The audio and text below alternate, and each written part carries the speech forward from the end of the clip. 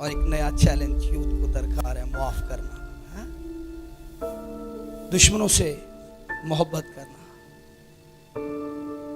याद रखिए, हम जब खुदा के अगेंस्ट होते हैं तो हम भी कुछ ऐसा ही रोल अदा कर रहे होते हैं, लेकिन उसके बावजूद गॉड एट्रीब्यूट ये है और गॉड करैक्टर ये है कि वो हमें क्या करता है, वो हमें फिर भी मोहब्बत करता है। आमीन। क्या मेरे साथ मुत्तफिक हैं? खुदा मोहब्बत करता है। आदम और हवा ने नाफरमानी की और नाफरमानी के बाद खुदा उससे बहुत मोहब्बत करता था, लेकिन उसने बात ना मानकर क्या किया? बात ना मानकर खुदा के खिलाफ हो गया। गोया हम ये भी कह सकते हैं कि वो नाफरमानी है, लेकिन वो खुदा के अगेंस्ट हमें नजर आता है।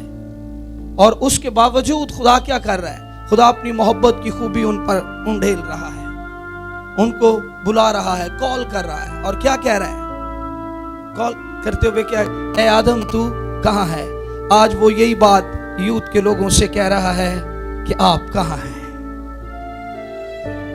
क्या आपने पहली सी मोहब्बत छोड़ दी है?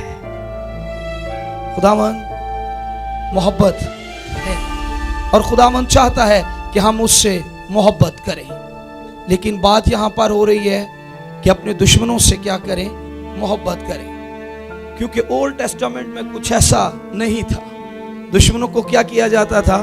शरीयत में, लॉ में दांत तोड़े जाते थे, मुक्के मारे जाते थे, कत्ल किया जाता था। लेकिन फजल के दौर में, न्यू टेस्टामेंट में ऐसा नहीं है। न्यू टेस्टामेंट में यीशु मसीह ने यह तालीम दी है। सभी बोले, कहें दुश्मनों से मोहब्बत रखो। फिर एक मर्तबा कहें, दुश्मनों से मोहब्बत रखो। एक दूसरे के साथ हाथ मिलाएं और उसको कहें, आज ये अहद करें कि अपने मुखालिफों और दुश्मनों से मोहब्बत रखें। क्या करना है? लेकिन बहुत बहुत बहुत मुश्किल है, लेकिन क्या करना है? खुदावन कोई ऐसा काम नहीं कहता जो आप और मैं कर नहीं सकते। खुदावन हमेशा ये चाहते हैं कि हम वो करें जो खुदा हमसे कहता है, और वो हमारे अंदर ये कैपेसिटी रखता है, वो हमारे अंदर ये सलाहियत रखता है। क्योंकि खुदा ने जब इंसान को बनाया तो उसके अंदर अपनी एट्रीब्यूट इंपार्ट की हैं। हम में खुदा की खूबियां पाई जाती हैं, हम में खुदा की क्वालिटीज पाई जाती हैं। अगर खुदा माफ करने में कादिर है, क्या मैं और आप माफ नहीं कर सकते? कर सकते हैं। लेकिन यूथ को अपने गुस्से पर कंट्रोल करना है। जब यूथ अपने गुस्से पर कंट्रोल करेगी तो क्या होगा? वो अपने दुश्मनों से मोहब्बत करने के लिए पेशकदमी करेगी। हमारे चर्च में एक नौजवान था, वो बहुत हाइपर था और उसके सिस्टर के रिलेशन किसी के साथ थे, और जिसका नतीजा क्या निकला? वो उस शख्स के मिला और उसको अलग ले गया और उसे मार दिया।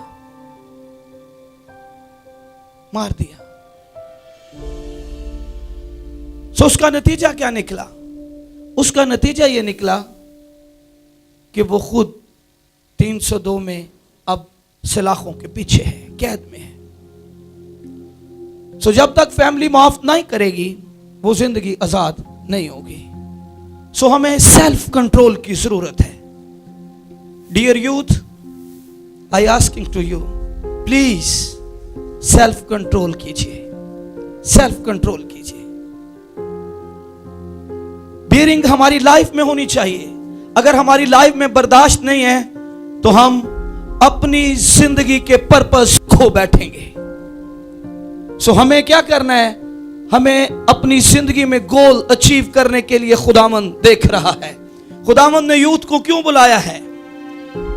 यशाया उसके 43वें बाब में, 48वें बाब की 10वीं आयत में, फिर 37वीं आयत में यूं मरकूम है, वहां पर यह बात कही गई है कि मैंने तुझे अपने जलाल के लिए खलक किया है। आमीन। किसके लिए खलक किया है? जलाल के लिए खलक किया है। और खुदा ये चाहता है कि जमीन पर हम उसका जलाल ज़ाहिर करें। हम जमीन पर उसके नुमाइंदे हैं, हम जमीन पर उसके एम्बेसडर हैं, और हम जो हैं उसकी शबीह पर बनाए गए हैं, और खुदा की खूबी हम में है, और खुदा ये देख रहा है, और खुदा ये चाह रहा है कि हम क्या करें, हम उसका जलाल जमीन पर जाहिर करें। सो याद रखिए, अगर आप अपने दुश्मनों के खिलाफ होंगे, बदला लेंगे, तो लॉ बने हैं, कोर्ट बने हैं, और फिर प्रिजन में चले जाएंगे, कैद में चले जाएंगे, जेल में चले जाएंगे।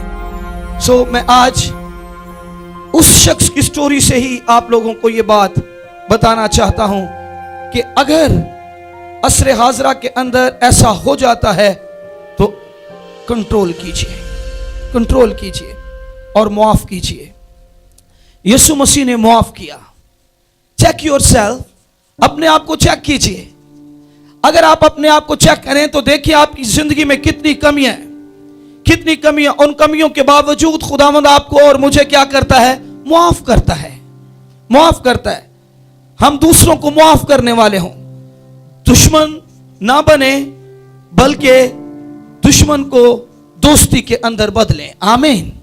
क्योंकि कलाम मुकद्दस में क्या लिखा है, कलाम मुकद्दस में एक वर्स में आपके सामने रखना चाहता हूं जल्दी से, और मैथ्यू चैप्टर 5 वर्स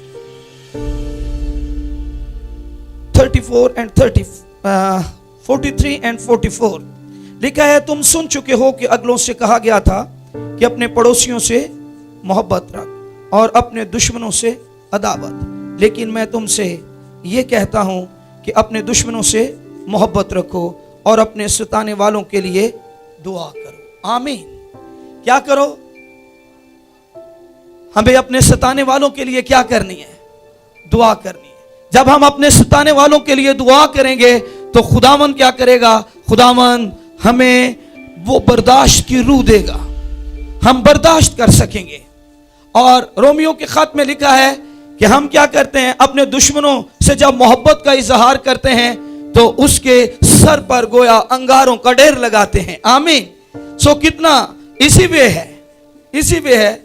सो हमें बदला नहीं लेना और हमें मुआफ करना है, और लेकिन हमें एक और एंगल में देखना है, और वो एंगल ये है कि हम माफ जरूर करें, लेकिन उसे कुछ सिखाकर माफ करें।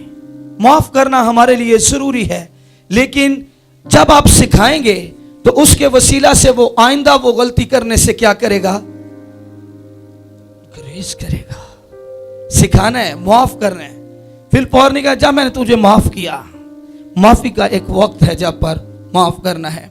यीशु बेशक माफ करता था, लेकिन जब वो क्रॉस पर था तो उसने क्या कहा, उसने कहा, ए बाप इनको माफ कर, क्योंकि ये नहीं जानते। अपने दुश्मनों के लिए खाना खिलाना, दुश्मनों को क्या खाना, खाना खिलाना, ये बहुत मुश्किल है। दाऊद क्या कहते हैं, दाऊद की जिंदगी में ये तजुर्बा था, और दाऊद यंग था, और वो क्या कह रहा था, वो मेरे दुश्मनों के आगे मेरे लिए दस्तरखान बचाता है। हम क्या करते हैं, अगर किसी के साथ नाराजगी हो, हम उस टेबल पर कैंटीन पे नहीं बैठेंगे, हम उस कैफे में नहीं बैठेंगे। क्यों? क्योंकि वहां पर क्या है, वहां पर वो शख्स है जिसके साथ मेरी नाराजगी है। सो माफ कीजिए। आइए अपने सिरों को खुदावंद की हजूरी में झुकाइए। मैं दुआ के साथ इसका इख्तिताम करना चाहता हूं। एक कादिर मुतलक खुदा, मैं तेरा शुक्र अदा करता हूं जो फर्स्ट सेशन में और सेकंड सेशन में पाकरू वो बातें जो तूने मेरे दिल पर रखी, मैंने तेरे लोगों के साथ की हैं, इन पर तेरा कंट्रोल चाहता हूं, और हवा की अमलदारी का हाकिम इन जिंदगियों से ये कलाम की बातें चुराने ना पाए, बल्कि ये जिंदगी में उसको अपना लें और गले का तौक बना लें, यीशु मसीह के नाम में। खुदावंद आपको बरकत दे। God bless you.